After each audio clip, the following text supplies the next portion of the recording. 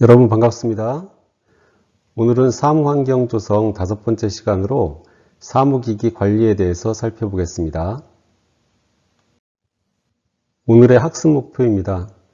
사무실에서는 다양한 사무기기가 사용되고 있는데요. 그런 사무기기를 원활하게 조작할 수 있고 사용 중에 발생되는 문제의 원인을 파악하고 그 상태를 복구할 수 있는 것이 이번 학습의 목표가 되겠습니다. 사무기기 관리에 필요한 지식을 살펴보도록 하겠습니다. 사무기기 변천사에서부터 활용과 관리, 기기의 기능과 구매에 대해서 살펴보겠습니다.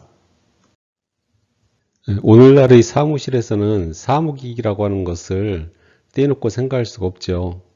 사무기기는 사무실 내에서 업무를 효율적이고 정확하게 처리하도록 활용되는 모든 기기를 의미하는데요.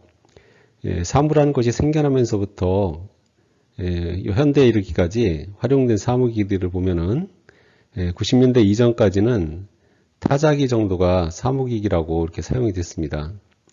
타자기는 아시죠? 용지를 집어넣고 키보드로 타이핑을 치면은 용지에다 먹지를 두드려서 인쇄하는 그런 시스템이었습니다.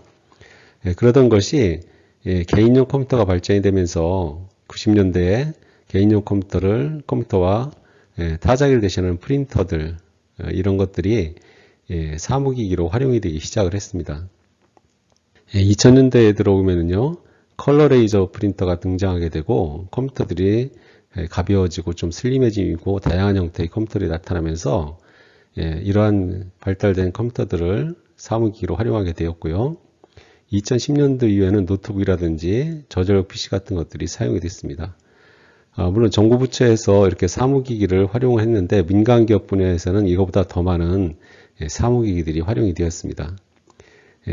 복사기와 팩시밀리라든지 전화기, 문서지봉기, 문서세단기, 라벨 프린터, 코팅기, 명암 스캐너 이와 같은 다양한 것들이 사용이 됐고요. 요즘은 단순하게 종이 문서를 출력하고 그거를 스캔하고 팩스로 전송하고 하는 것뿐만이 아니라 그런 것들을 개인의 컴퓨터에서 기계를 직접 접속하지 않더라도 문서를 보내고 받고 또 스캔한 자료를 받아보고 할 수 있도록 여러 가지 소프트웨어를 활용을 해서 거기에 연동되는 사무기기들이 많아지게 되고요. 많아졌고요.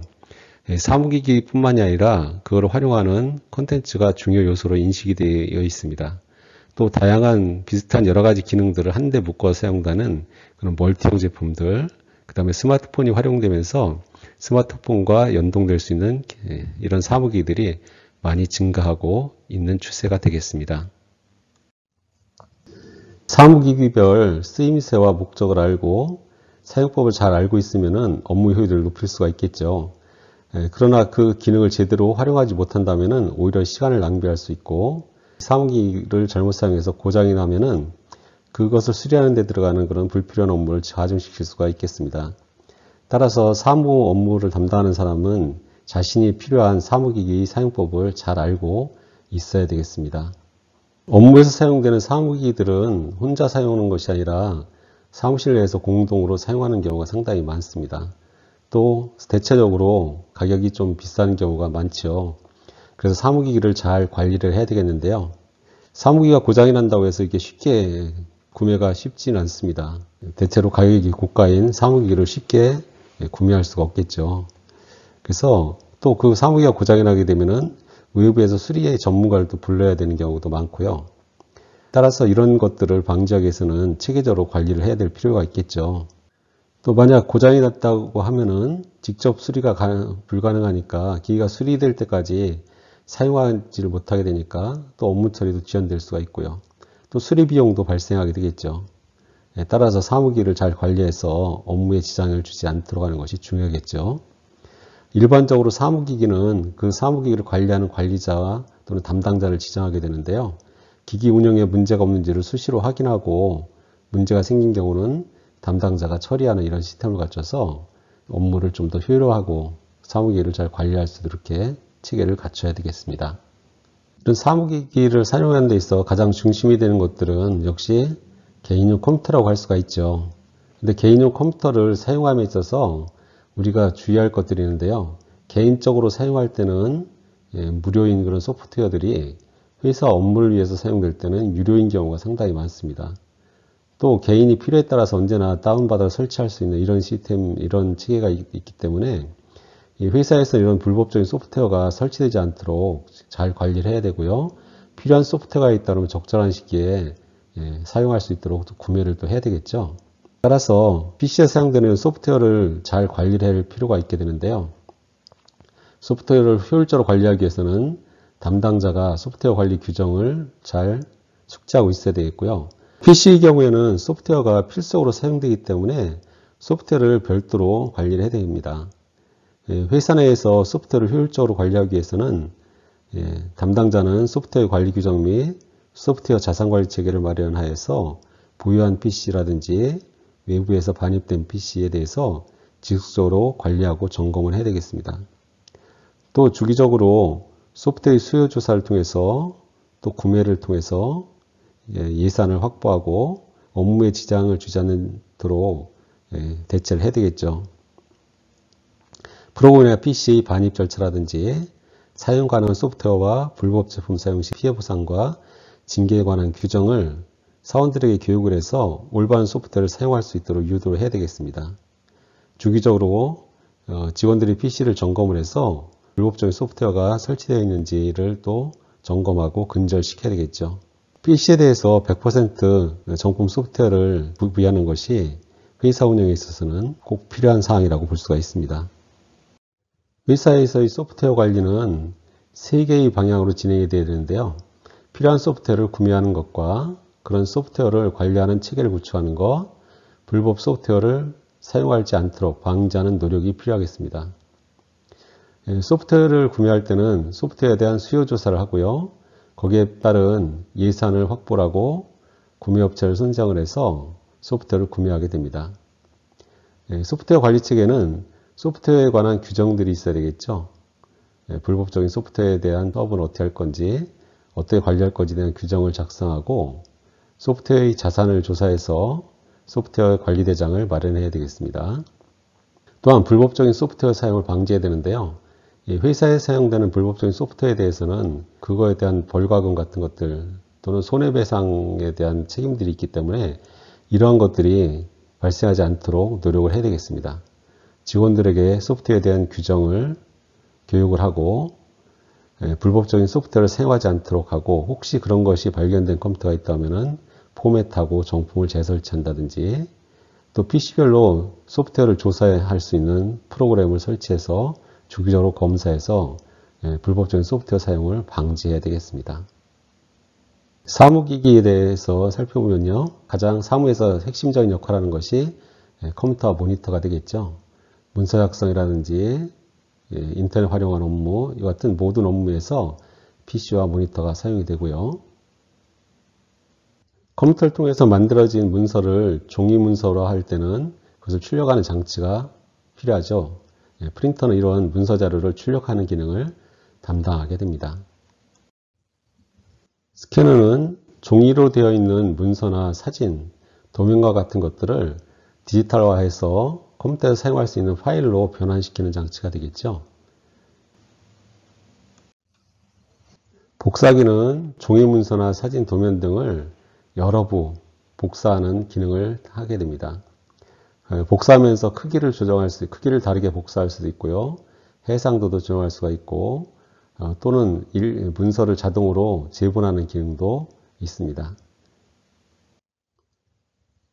팩시밀레는 종이 문서를 전화선을 통해서 멀리 떨어진 다른 곳에다가 그대로 전송하는 기능을 담당하게 되죠. 그래서 일반적인 전화선, 아날로그 전화선을 통해서 종이 문서를 송신하고 수신하는 기능을 담당하게 됩니다. 앞에서 살펴본 프린터, 복사기, 스캐너, 팩스와 같은 것들은 종이 문서를 디지털화 한다든지 종이 문서를 여러 개 똑같은 것으로 복사한다든지 종이 문서를 다른 곳으로 보낸다든지 하는 기능들이 유사한 기능을 갖고 있습니다. 따라서 이러한 여러 가지 기능들을 복합해서 하나의 기기로 통합한 것이 바로 복합기가 되겠습니다. 스캐너를 통해서 종이 문서를 디지털화하고요. 그거를 여러 장 복사하고 컴퓨터를 연결해서 자료를 출력하고 또 스캔한 자료를 전화선을 통해서 전송하는 등의 여러 가지 기능을 하나로 통합한 제품이 되겠고요. 오늘날에는 대부분의 기기들을 이렇게 따로따로 구입하는 것이 아니라 복합기를 사용하는 것들이 점점 많아지고 있습니다. 다기능 전화기는 전화기의 기능을 좀 더 편리하게 한 기능이라고 볼 수가 있습니다. 교환 기능과 전화를 받는 기능, 이런 기능이 복합적으로 되어 있다고 볼 수가 있는데요. 회사에서 업무를 하기 위해서는 개인별로 이런 전화기를 활용하게 되는데 조직 내부에서 서로 통화를 한다든지 또는 외부에서 온 전화를 연결시켜 준다든지 하는 것들을 원터 키 한 번을 누름으로써 간편하게 할 수 있게 특화된 전화기가 이 다기능 전화기가 되겠습니다. 종이로 생성된 문서나 자료들은 그것의 사용의 용도가 끝났을 때는 그거를 폐기하는 것이 문제가 되는데요. 만약 그 내용이 중요해서 외부로 알려지는 것이 곤란한 경우에는 조치가 필요하겠죠. 그래서 그것을 원본으로 복원할 수 없게 잘게 파쇄를 하는 장치가 문서 세단기가 되겠습니다. 재본기는 문서 자료를 책 형태로 제작하는 기능인데요. 스프링을 이용한 와이어링 재본기와 그 다음에 본드를 활용한 열 재본기가 있습니다. 제안서를 작성한다든지 할 때 이런 재본기를 통해서 깔끔한 문서를 생성을 해서 작성할 수가 있겠죠. 라벨 프린터는 라벨 전용 용지가 있는데 그 라벨 전용 용지를 활용하는 프린터가 되겠습니다. 주로 사무기기나 비품을 관리하는 업무용으로 사용이 되고요. 일반적인 사용자한테는 사용의 빈도가 높지는 않은 기기가 되겠습니다. 코팅기는 사진이나 서류 등에 얇은 비닐막을 덮어 씌워서 원본을 오래 보존할 수 있는 그런 기기가 되겠습니다. 종류는 열 없이 코팅하는 방법도 있고요. 그 다음에 열을 통해서 압착해서 코팅하는 방법도 있고 크기에 따른 코팅기도 여러 가지 종류가 있겠습니다. 지금까지 우리가 여러 가지 사무기기들을 살펴봤는데요. 이러한 사무기기를 도입을 할 때 몇 가지 좀 생각할 것들이 있습니다. 물론 좋은 사무기기, 고성능 사무기기가 업무를 하는 데서 편리하고 좋은 면은 있지만은 회사에서는 그것을 구입을 할 때 업무량에 비해서 적절한 성능을 갖는 것을 구입하기를 원하겠죠. 따라서 사무기기를 구입할 때는 업무의 양이 어느 정도인지를 확인해 볼 필요가 있습니다. 업무량이 많은 경우에는 고성능의 사무기기를 구입해도 좋겠지만은 업무량이 많지 않은 경우에는 굳이 고가의 고성능 사무기기를 구입할 필요는 없겠죠. 그 다음에 성능과 가격을 비교해 볼 필요가 있습니다. 비슷한 형태 외형을 갖는다 하더라도 성능에서 많은 차이가 있을 수가 있기 때문에 비교적 저렴한 가격에 고성능의 제품을 선택하는 것이 필요하겠죠. 그 다음에 사무기기가 고장이 났을 경우에는 업무 처리를 할 수가 없기 때문에 이런 경우를 대비해서 신속한 수리가 가능하고 그것을 할 수 있는 애프터 서비스망이 잘 되어 있는 회사의 제품이면 좋겠죠. 또 사무기기를 관리하는 데 있어서 소모품의 비용이라든지 또는 그런 것들을 조달하는 것 문제, 청소의 문제, 여러 가지 관리상의 문제점이 있는지 이런 것들을 확인해 볼 필요가 있겠습니다. 그 다음에 제품이 고성능 제품인 경우에는 크기도 큰 경우가 많습니다. 그래서 기계의 제품의 크기를 한번 확인해 봐야 될 테고요. 어디에 설치할 건지, 그런 제품의 설치가 가능한 건지 이런 것들도 꼭 확인을 해 봐야 되겠죠.